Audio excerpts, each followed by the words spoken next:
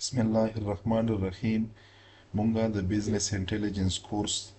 دا سٹارټ کړی دی. هوپفولي چې تاسو به زموږ سره په دغه کورس کې همسفر مرستیال وئ. تاسو به دغه نه زده کړه کوئ. مونږه دا کورس ډپارټمنټ آف ساینس ان ټیکنالوژي ان انفارمیشن ټیکنالوژي په تعاون سره سٹارټ کړی دی. په تیر کلاس کې که تاسو خیال وکړئ مونږ ډیر په ډیټیل سره سټریمینګ ډیټا سورس دا ایکسپلین کړلو. که تاسو کې چا نه یې کتلی بره په آی بټن بیرته میلاو شي. راځئ چې اوس مونږه د بیگ ډیټا سورس دا ایکسپلین کړو په ډیټیل سره. نو اول به زه دا ډیفاین کړم چې ا ډیټا سورس یا ا بیگ ډیټا سورس جنریټ complex, extremely large data sets that require advanced technology for processing and analysis. موږ سره په لارج والیوم کې یو کمپلیکس چې کومه ډیټا سیټس وي دا جنریټ شي کوم یو سیستم کې یا کوم ډیټا سورس کې هغه دپاره چې موږ سره ریکوایرډ وي ایډوانس ټیکنالوژي د پروسیسینګ دپاره او د انالیسیس دپاره داسې قسمه ډیټا ته موږ څه یو دغه ته موږ یو بیگ ډیټا. big data produce at high speed. موږ سره velocity د پروډکشن د چې کومه د بیگ ډیټا د هایلی مطلب د سپیډ ډیر انتهایی تیز وي.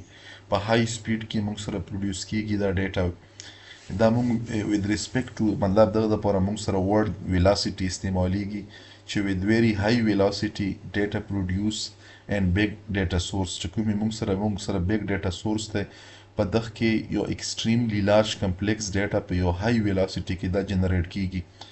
دغه نه بعد موږ ویلی شو چې کومې موږ سره big data source دی نو په big data source کې موږ سره multiple data formats دا موږ سره څه کیږي دا جنریټ کیږي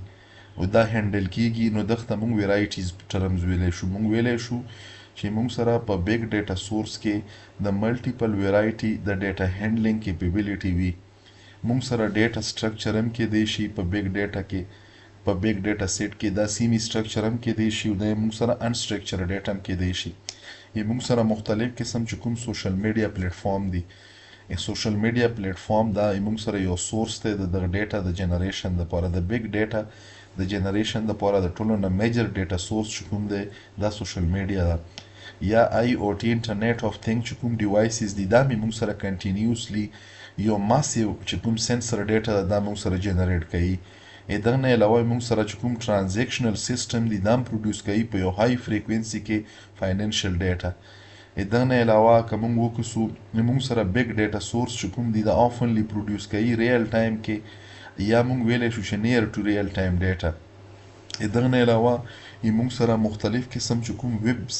بیس لاګز دي مطلب لاګ فایل ان ویبس یا مختلف قسم چې کوم کلیک سټریمینګز دي دا کومه ډیټا چې کومه موږ سره جنریټ کیږي دا نورملی چې شی بیگ ډیټا سورسز کې راځي. دغه نه علاوه موږ سره د ملټي میډیا ډیټا چې کومه وي ایمیج شولو آډیو شولو ویډیو شولو دا موږ سره کنټریبیوټ کوي هیویلی چې شي ته په بیگ ډیټا کې. مطلب دلته موږ سره والیوم ویرایټي ویلاسیټي د موږ سره چې دا موږ سره مختلف قسم ډیټا جنریټ کیږي. یا موږ ویلی شو چې کله موږ وغواړو چې بیگ ډیټا دا چې شی کو دا موږ سټور کو نو دغه لپاره موږ سره ډیسټریبیوټډ سټوریج سیستم دا ریکوایرډ دی چې موږ پکې ډیټا سټوریج کو د بیگ ډیټا. ټریډیشنل چې کوم ډیټابیس دي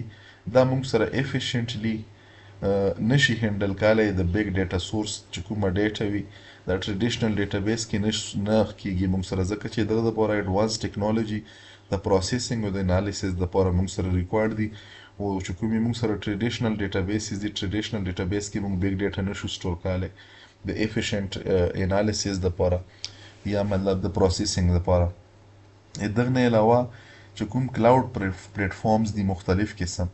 دا کلاود پلیټ فارم دا موږ سره وایډلی یوز کیږي د منیجمنټ د چې شي لپاره د بیگ ډیټا سورس لپاره. او بیگ ډیټا سورس موږ سره سپورټ د ایډوانس چې کوم انالیټکس دي یعنی د ماشین لرنینګ د ارټیفیشل انټیلیجنس ته دغه سپورټ موږ سره په بیگ ډیټا کې په ایډوانس انالیټیک کې ورکوي. کومه موږ سره د ډیټا کوالټي دا او کنسسټنسي دا پکې یو میجر چیلنج دی په چې شي کې په بیگ ډیټا سورس کې. او بیگ ډیټا سورس موږ سره ریکوایر کوي سکیلیبل پروسیسینګ فریم ورک مطلب دا چې د بیگ ډیټا لپاره موږ سره یا بیگ ډیټا سورس لپاره موږ ته ریکوایرډ دی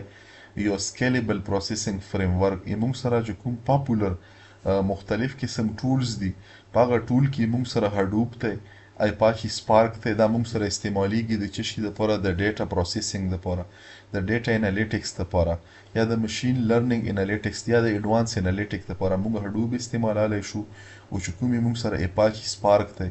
د بیگ ډیټا سورس چې کوم دی دا موږ د پریډکټیو یا د پرسپیکټیو انالیټکس دپاره استعمالولی شو د نه علاوه موږ سره مختلف قسم سیکورټي یا